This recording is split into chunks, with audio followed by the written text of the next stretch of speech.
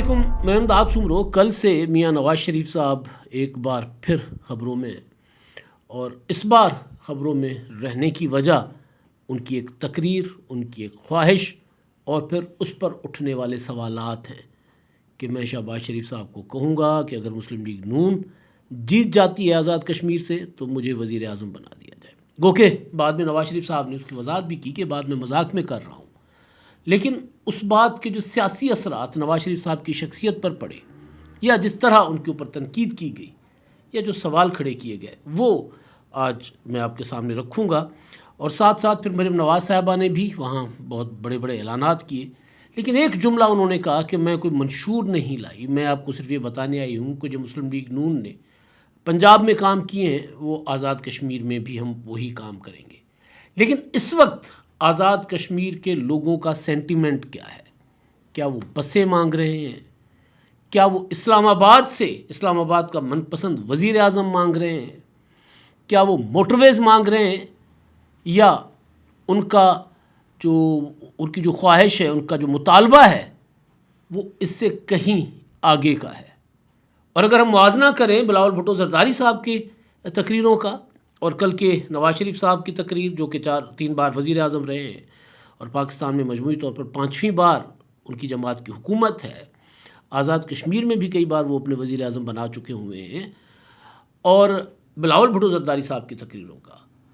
تو یہ موازنہ کرنا ضروری ہے کہ وہاں کے جو پبلک سینٹیمنٹ ہے یا جو اس وقت ناراض کشمیری عوام ہے، میں کلعدم ایکشن کمیٹی کی بات نہیں کر رہا، ناراض کشمیری عوام جس کی وجہ سے الیکشن کمیشن کو انتخابات 3 مراحل میں کروانے پڑ رہے ہیں، حالانکہ ایسا نہیں ہوتا تھا۔ اب سمجھا جا رہا ہے کہ اگر یہ کشمیر میں فارمولہ کامیاب ہو گیا تو پھر یہی فارمولہ پاکستان میں بھی اپلائی ہو سکتا ہے۔ ویسے انڈیا میں تو مرحلہ وار انتخابات ہوتے ہیں، لیکن ریاستوں کے، انڈیا میں کسی ایک ریاست کے انتخابات کئی مراحل میں نہیں ہوتے، لیکن پہلی بار ایسا ہو رہا ہے کہ پاکستان میں کہ ایک ریاست یعنی ایک صوبہ، تو اس میں 3 مراحل میں انتخابات ہو رہے ہیں۔ سندھ میں بلدیاتی انتخابات 3-4 مراحل میں ہوئے تھے، لیکن وہ بلدیاتی انتخابات تھے۔ یہ ریاست جموں کشمیر کی قانون ساز اسمبلی کے انتخابات ہیں، تو وہ 3 مراحل میں کروانے کے پیچھے ظاہر ہے ایک تو بتایا جا رہا ہے سیکیورٹی کا ایشو، اور دوسرا ظاہر ہے جو سیکیورٹی کی وجہ بن رہا ہے، سیکیورٹی خدشات کی، وہ سیاسی عوامل ہیں۔ وہ مطالبات ہیں جن مطالبات کو لوگوں نے اپنا مطالبہ سمجھا اور پھر وہ کلعدم عوامی ایکشن کمیٹی کے پیچھے گئے، اور پھر وہاں پر جو سرویز آ رہے ہیں وہ یہ بتا رہے ہیں کہ لوگ نہیں اتنا انٹرسٹ لے رہے ہیں انتخابات میں۔ تو ایسے میں نواز شریف صاحب کی تقریر نے کیا کشمیریوں کو جوڑا ہے اپنے ساتھ نواز شریف صاحب نے، یا ان کو ایک نواز شریف صاحب نے پیغام دیا ہے کہ فیصلہ تو اسلام آباد نے کرنا ہے، شہباز شریف نے فیصلہ کرنا ہے؟ اور پھر کچھ نقاد یہ کہہ رہے ہیں کہ جی شہباز شریف صاحب تو بیچارے خود بے بس ہیں، وہ کہاں فیصلہ کریں گے، نواز شریف صاحب کسی اور سے فرمائش کریں۔ ظاہر ہے کچھ طنز، کچھ تبصرے، کچھ سنجیدہ گفتگو اس کے اوپر ہو رہی ہے، تو اس پر میں بات کروں گا۔ اور ساتھ ساتھ جناب حکومت مکمل طور پر بے بس ہو گئی ہے، میں ناکام کا لفظ استعمال نہیں کرتا، مکمل طور پر بے بس۔ کل پھر پیٹرولیم مصنوعات کی قیمتیں بڑھائی گئیں، مجموعی طور پر 4 دنوں کے اندر 10 روپے پیٹرول کی قیمت بڑھی ہے فی لیٹر، اور 43 روپے جو ہے وہ 44 روپے فی لیٹر جو ہے ہائی سپیڈ ڈیزل مہنگا ہوا ہے 4 دنوں کے اندر۔ تو ویڈیو کے آخر میں اس پر بھی بات ہوگی۔ پہلے جناب آج بلاول بھٹو زرداری صاحب کا جلسہ ہے میرپور میں، آزاد کشمیر میں انتخابی مہم کے سلسلے میں، اور کل ان کا نکیال میں تھا، تو نکیال میں بارش کی وجہ سے وہ جلسہ ان کا نہیں ہو سکا۔ اس سے پہلے ڈڈیال میں وہ جلسہ کر چکے ہیں اور کوٹلی میں جلسہ کر چکے ہوئے ہیں۔ اب پھر 24 کو مظفر آباد میں انہوں نے جلسہ کرنا ہے، تو مظفر آباد میں جو نواز شریف صاحب کا جلسہ تھا کل،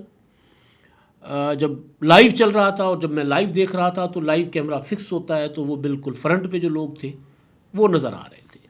اس کے بعد جو مختلف ویژول سامنے آئے مریم نواز صاحبہ کی تقریر کے دوران، تو لوگ بہت کم تھے۔ اس کی وجہ یہ نہیں ہے کہ لوگوں نے نون لیگ کو مسترد کر دیا ہوگا، لیکن ظاہر ہے وہاں بارش ہوئی تھی، جلسے سے تھوڑی دیر پہلے تک تو بارش ہوتی رہی، پھر غیر یقینی ہوتی ہے، لوگوں کو لگتا ہے کہ شاید جلسہ نہ ہو سکے، پھر ظاہر ہے صرف مظفر آباد شہر سے لوگوں نے نہیں آنا ہوتا، دور دراز گاؤں سے بھی آنا ہوتا ہے، پہاڑیوں سے لوگوں نے آنا ہوتا ہے، تو پھر بارش کے دوران لینڈ سلائڈنگ کے خطرے میں اس طرح کے پہاڑوں پر بسنے والے لوگ جو لوکل ہیں وہ کم نکلتے ہیں۔ تو ایک وجہ یہ بھی ہو سکتی ہے کہ موسم نے وہ ذرا مذاکر کرا کر دیا، لیکن اس سے بڑھ کر جو پیغام تھا وہ ڈسکس ہو رہا ہے۔ یہ ڈسکس نہیں ہو رہا کہ لوگ کتنے تھے کتنے نہیں تھے، وہاں جو پیغام تھا وہ وہاں ڈسکس ہو رہا ہے۔ اس وقت جو کشمیر میں سب سے بڑا مسئلہ ہے ریاست کے اندر وہ ہے 12 نشستیں، مخصوص نشستیں، جس کی وجہ سے عوامی ایکشن کمیٹی کو پذیرائی ملی مسلسل،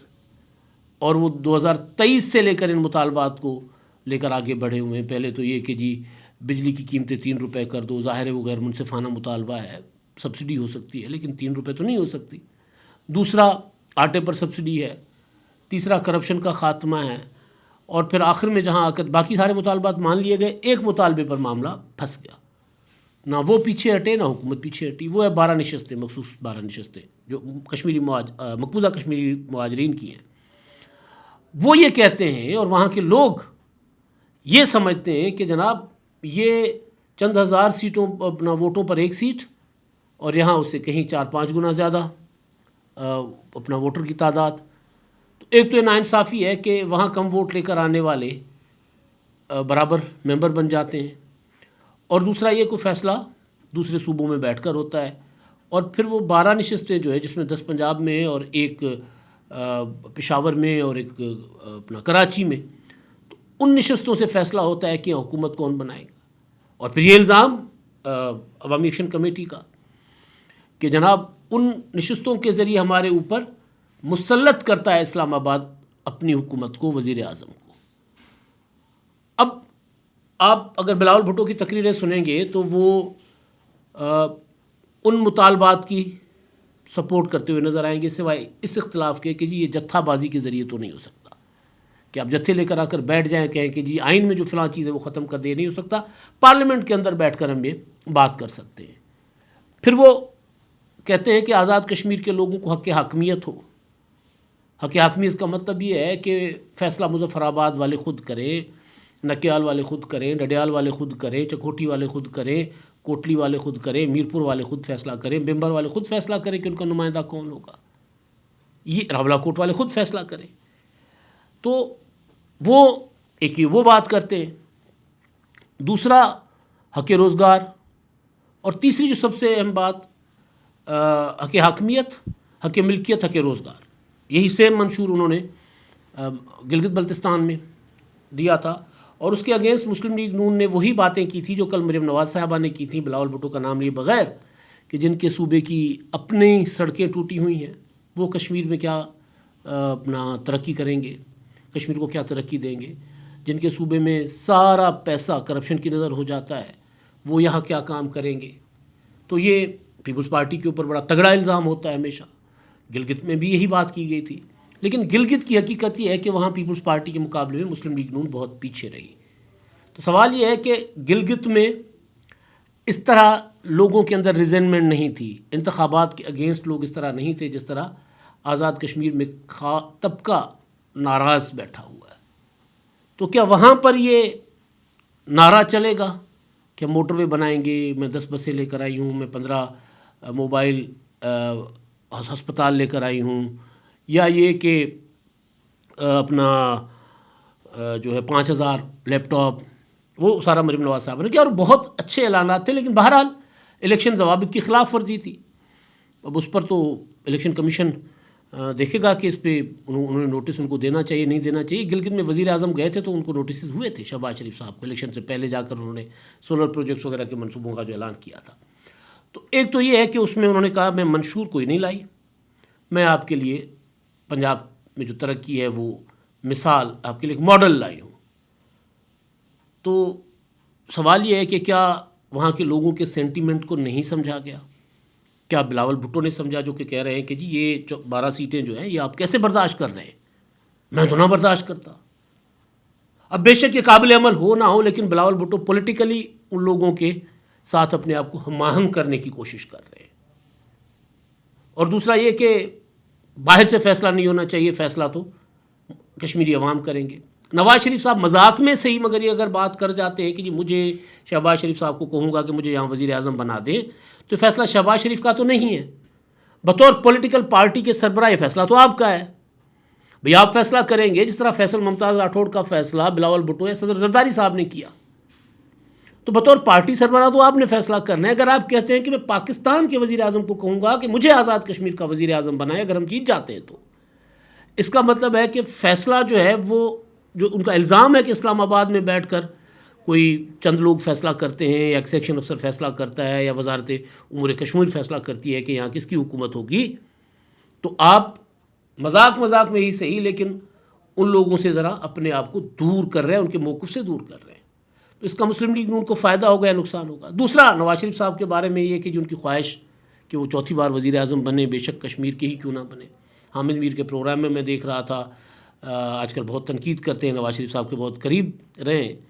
مشاہد حسین صاحب، ان کے وزیر اطلاعات بھی رہے اور ان کے ساتھ ان کا بہت اچھا تعلق رہا ہے. وہ بھی یہ بات کر رہے تھے. کافی سارے اور لوگ اپنے جو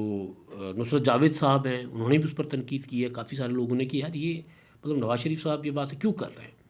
یعنی گلگت گئے تھے تب بھی ان کی تقریر پر تنقید ہوئی تھی، اور کشمیر گئے تو وہاں مجھے کیوں نکالا والی بات تو انہوں نے نہیں کی، کیونکہ اندازہ ہو گیا تھا کہ وہ بات کروں گا تو پھر تنقید ہوگی. لیکن یہاں پر پھر انہوں نے ایک خواہش کا اظہار کیا معصومانہ، تو اس خواہش پر بھی تنقید ہوئی. وہ میں یہ سمجھ رہا ہوں کہ وہ ایک کوشش یہ کر رہے تھے کہ کشمیری عوام کو بتائیں کہ جی میں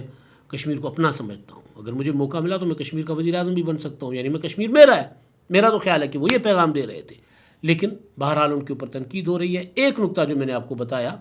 کہ اس سے ذرا جو نواز شریف صاحب چاہتے تھے اس کے برعکس پیغام نہ چلا جائے کہ اچھا تو فیصلہ وزیر اعظم شہباز شریف صاحب کریں گے کہ ہم وزیر اعظم کون بننا ہے. لیکن ساتھ نواز شریف نے یہ بھی کہا کہ اگر ہم جیت جاتے ہیں تو اگین پھر وزیر اعظم نے فیصلہ نہیں کرنا تھا، فیصلہ نواز شریف صاحب نے خود کرنا تھا کیونکہ وہ پارٹی کے سربراہ ہیں. تو ایک تو یہ چیز ہے کہ منشور کوئی نہیں ہے. پنجاب کی ترقی کو انہوں نے مثال بنایا ہے وہاں پر، لیکن کیا لوگ وہ مانگ رہے ہیں اس وقت یا لوگ کچھ اور مانگ رہے ہیں؟ یہ ذرا جائزہ ضرور لینا چاہیے تھا مسلم لیگ نون کے تھنک ٹینک کو کہ اس وقت وہاں کے لوگوں کا سینٹیمنٹ کیا ہے. کیونکہ دو وفاقی وزراء خواجہ آصف صاحب اور رانا ثناء اللہ صاحب کے بیانات کی وجہ سے لوگ مسلم لیگ نون پر وہاں پر بہت زیادہ تنقید بھی کر رہے ہیں، اور بلاول بھٹو زرداری صاحب بہت چالاکی سے اس کو استعمال بھی کر رہے ہیں کہ جی خواجہ آصف صاحب کیوں بیٹھے ہوئے ہیں کابینہ میں، ان کو لات مار کے نکال دے وزیر اعظم. تو ان کو پتہ ہے کہ کشمیری عوام یہ سننا چاہتے ہیں. اب نتیجہ کیا آئے گا؟ بلاول بھٹو زرداری صاحب کی جو اپنا سیاسی چال ہی کہہ سکتے ہیں وہ کامیاب ہوگی، یا نواز شریف صاحب کی معصومانہ خواہش پر لوگ دھیان دیں گے، یا لوگ دونوں کو مسترد کر لیں گے. انتخابات تو ہو جائیں گے، ٹرن آؤٹ بتائے گا کہ لوگوں نے